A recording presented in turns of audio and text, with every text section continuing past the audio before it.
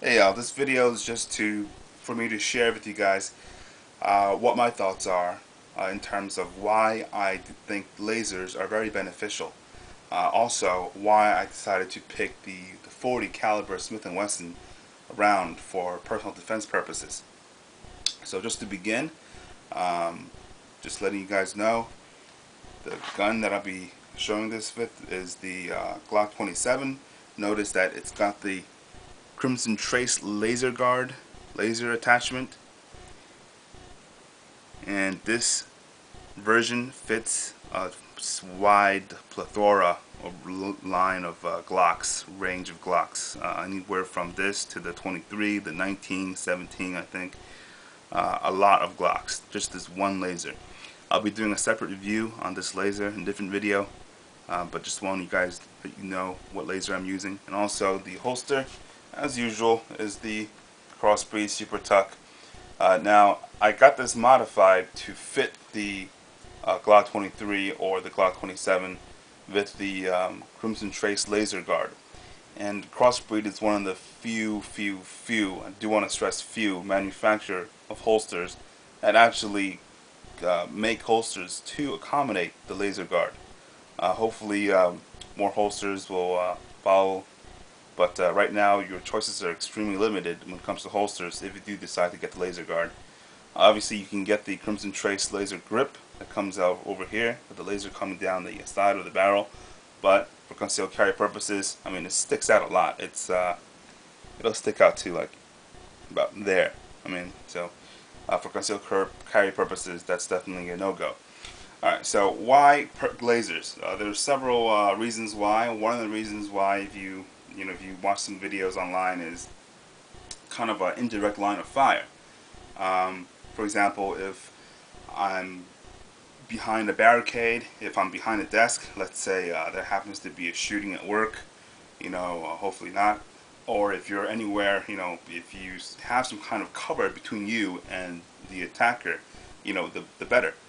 And instead of exposing yourself into the line of fire, meaning the traditional iron sights, you gotta line up that shot, right?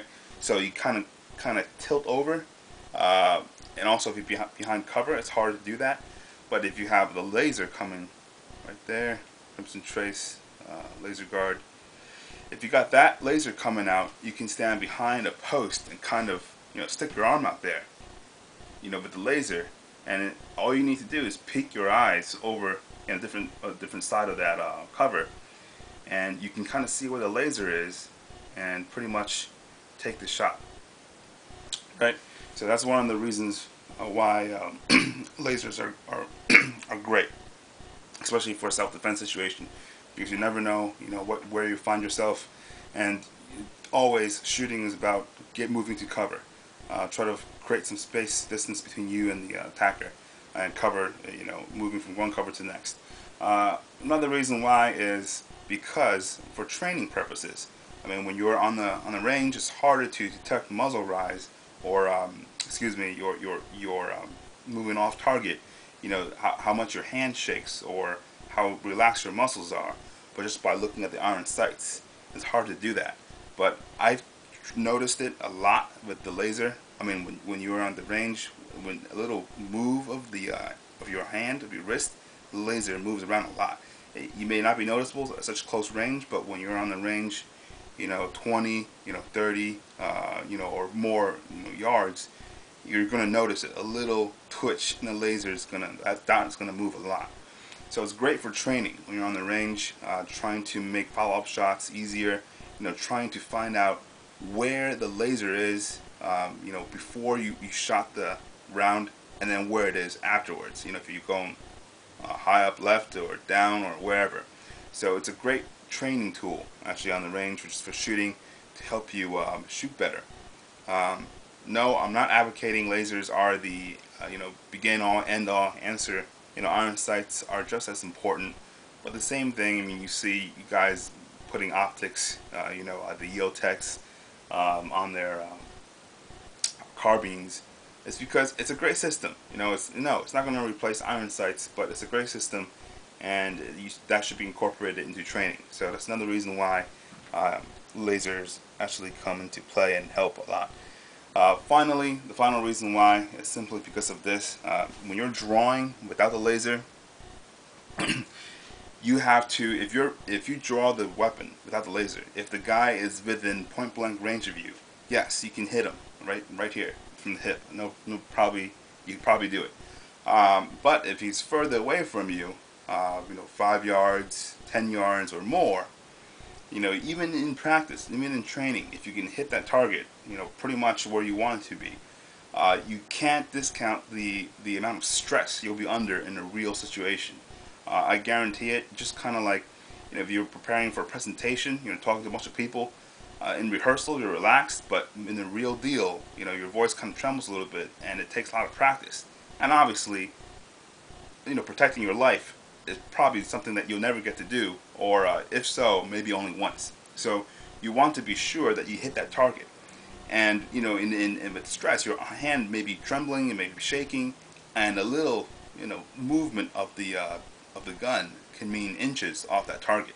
And you can hit a bystander, you can hit someone else you don't want to hit a member of your family, so forth and so on. So you want to make sure that round always connects. So therefore, with the iron sights coming up this way, it's very hard to hit the target. What you want to do is come up and align the sights up with the target. Except that takes time. You may not be able to do that. But the good thing about the laser is, as soon as you draw, bam, the laser is activated, right? And you can see the target, and you can pretty much hit them. I mean, I got this laser sighted in about 10 yards to 20 yards, so it'll hit whatever the red dot has on it within that distance. So that's great, and that's pretty much the main reason why I got it, just for self-defense purposes. You can't overlook that factor. Finally, just want to cover this with you guys. What, 7 minutes, 7.5 minutes. Okay. The reason why I picked the 40 caliber Smith & Wesson for self-defense purposes is because I'm not saying the 9mm is not a good round. The 22 with proper shot placement, you can kill somebody with that. But the thing is, in a self-defense situation, you're not going to be able to take your time to place the shot. You can be in a rush. So therefore, I want a round that can potentially stop the assailant. Also, I want to have enough rounds to do so. 2 or more rounds, just in case. The 45 is great, but being a 45, it's going to mean a bigger frame for the gun, and for concealed carry purposes on a daily wear basis, that's not something that I want. I want to have it be as slim and light as much as possible, kind of like you guys seen on my EDC video. I try to travel light and efficient. I try to break everything down. Anyway, so the 45 means a bigger gun, and also less rounds. But the 40 is a happy medium between those two rounds, 9mm and the 45. So it's great. It has enough mass, and it has enough rounds in the magazine, in case if I need to stop a bunch of guys, several people. Just because when you get attacked, if you're lucky, you got one person coming after you, but chances are, there'll be a lookout, there'll be someone else, or get a bunch of rowdy guys together. They tend to, do more harm than just one person. One person, you get drunk, probably go home. But if you're with a bunch of guys, you guys get worked up. People want to do things, so you want to have more than just 7 or 8 rounds or 9 rounds to do the job. So that's why I went with the 40. Also, if I got the 9mm in my state, it doesn't make any sense anyway, just because I can't go past a 10-round limit because of I live in a low-cap magazine state, unless I want to take my wallet out for a beating and buy the pre-band magazines that are kind of hard to come by and very expensive. So anyway, that's the reason why I picked the lasers and why I picked the 40 cal as my personal defense round. Thanks for watching.